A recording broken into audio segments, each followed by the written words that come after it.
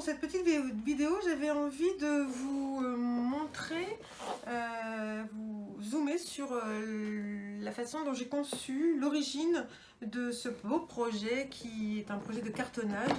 J'ai appelé ce projet la valise essentielle. C'est un beau projet de cartonnage pour les cartonneurs et les encadreurs. Pour pouvoir ranger tout notre matériel nécessaire à notre activité chérie, les règles transparentes, les règles métal jusqu'à 50, il y a des compartiments ici avec le plateau qui vient bien bloquer, des compartiments ici qui sont également bloqués par la fermeture, donc les objets ne s'en vont pas.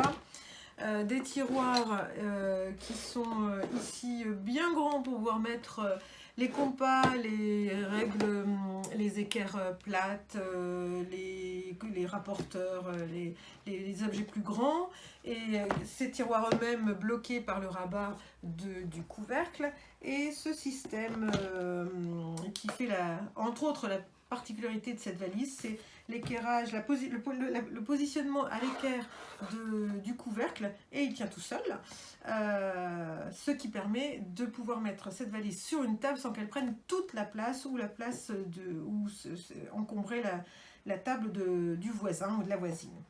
Alors comment j'ai conçu ça? Il me fallait donc ce cahier des charges qui était quand même assez ambitieux. Il faut pouvoir mettre tous ces objets, optimiser l'espace. Ces objets dont des règles de 50, donc ça fait déjà une belle longueur. Optimiser tout l'espace de façon à ce qu'on puisse mettre le maximum des outils et matériels dont on a besoin. Avoir une valise qui occupe un espace le plus limité possible, et donc ce couvercle à l'équerre qui tient tout seul sur la table, et une valise qui peut être transportée de la maison à la voiture, de la voiture à l'atelier et inversement, sans qu'elle soit fragile et sans que tout ce qui est à l'intérieur ne tombe. Donc tout doit être bien protégé et bloqué. Donc ce cahier des charges, il est né, j'ai d'abord fait une première maquette. Et cette toute petite maquette, l'objectif c'était déjà de voir comment je pouvais faire en sorte que le couvercle soit à l'équerre. Donc il me fallait une double charnière, donc il fallait que je teste ça, ce petit principe. Alors ça c'est des maquettes, j'adore, je dois dire que j'adore. C'est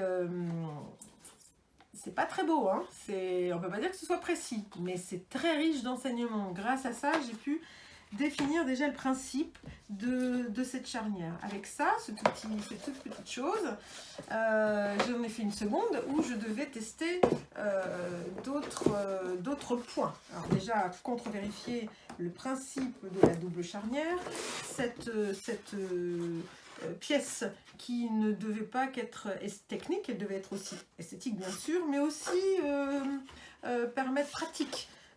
Permettre d'y ranger quelque chose.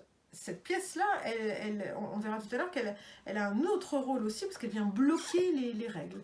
Dans cette maquette-là, qui est ma deuxième maquette, j'ai aussi vérifié la possibilité de ranger les différents outils qu'on utilise, et je me suis aperçue de l'énormité, l'énorme erreur que j'avais faite. J'avais placé ces éléments-là contre charnière, alors que c'est l'inverse, parce que je ne peux pas fermer. Ça sert à ça, les maquettes. Et donc, tous ces blocs-là j'ai dû les avancer, et ce plateau-là, je l'ai finalement placé sur l'arrière, contre charnière, et ça a permis d'ailleurs à cette pochette de venir bloquer les règles et faire en sorte d'obtenir un objet qui remplit vraiment toutes ses fonctions. On voit bien ici que le plateau qui est donc contre charnière, il est juste à côté de cette pochette ici.